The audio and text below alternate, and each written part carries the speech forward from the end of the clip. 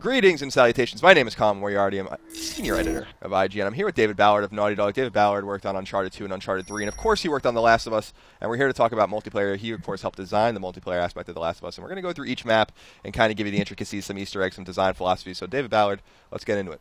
Awesome.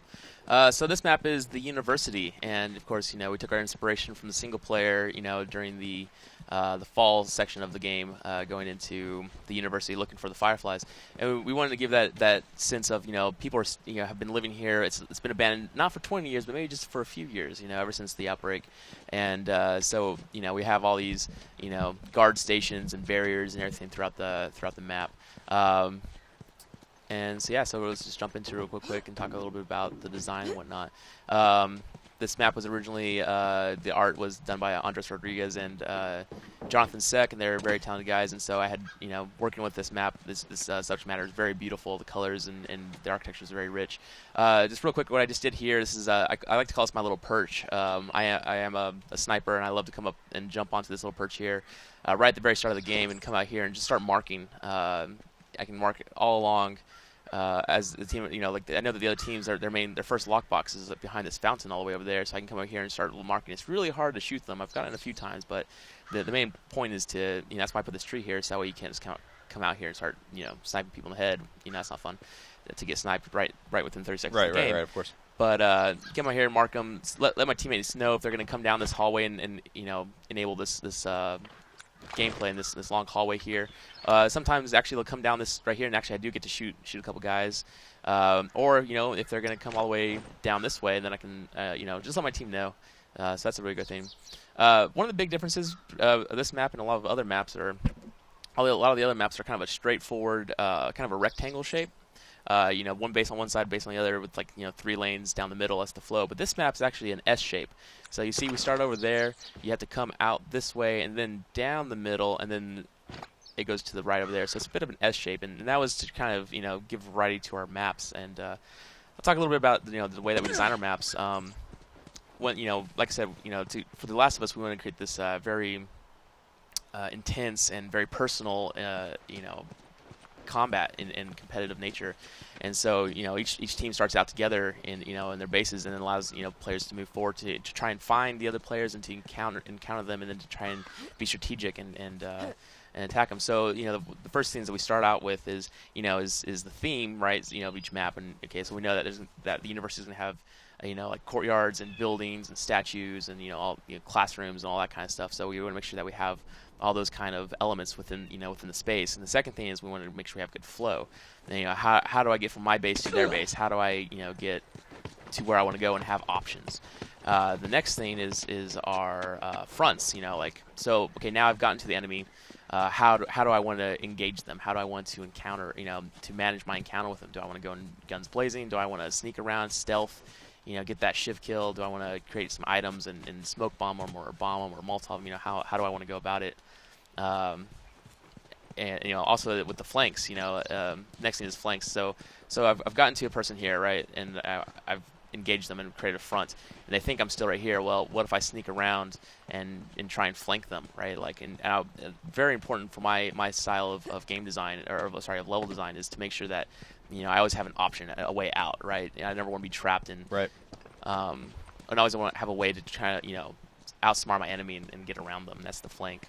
One of the last few things that come into the design process is cover, right? So like this sandbag right here, this was placed right here because of how large this opening, this large vast space was, and then if I was right in the middle of it, and an enemy popped out and surprised me, I'd have nowhere to go and I'd just be dead. So I had to make sure that there's enough cover that players are able to escape and kind of strategize their next move and whatnot. So. Cool. This map always struck me, compared to the other maps. I really enjoy this map too.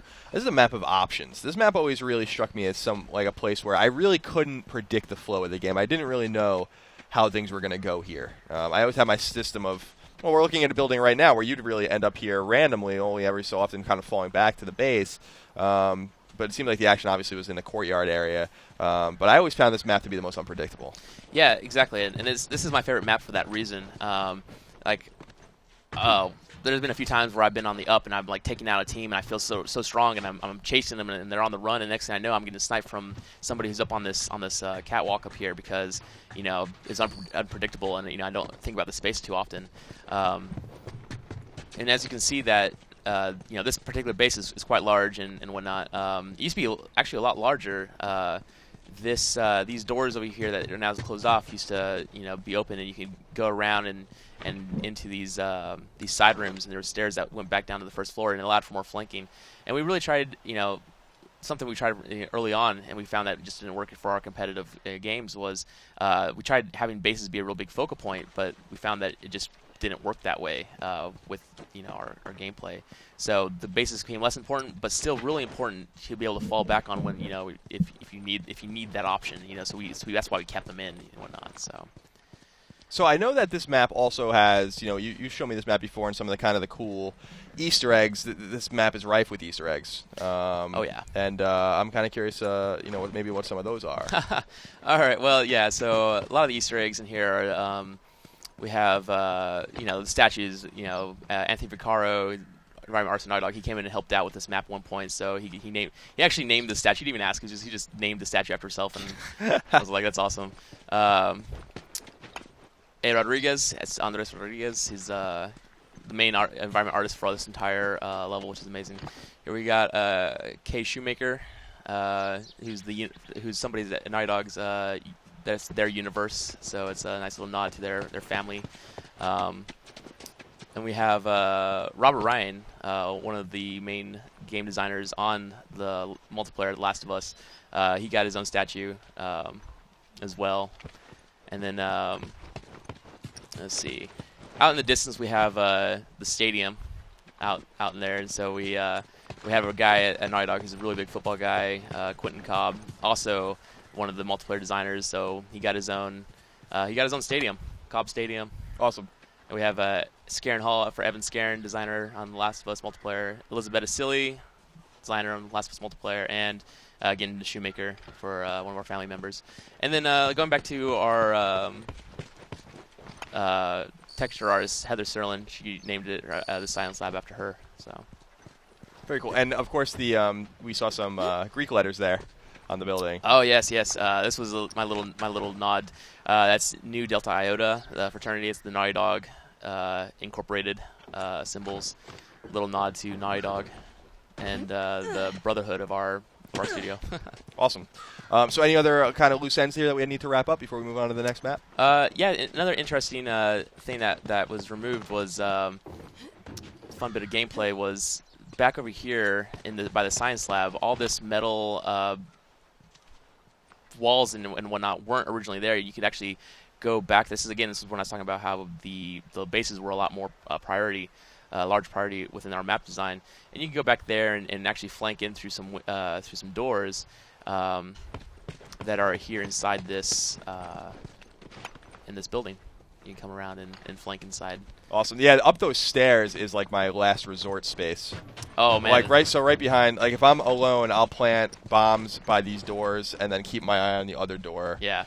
And hope for the best. Yeah, this is a really fun gameplay position for me. I mean, people think they're in cover a lot of times when they're back there, nobody can see them, but they come out here and snipe. But man, I've gotten so many headshots from people who are up here trying to snipe, and but it's also a really good defendable position. And like I said, that's what the bases are for. When you're down and your teammates have only taken out and you're defending, this is a great just run back in this base and you can set up a defense perimeter and do your best.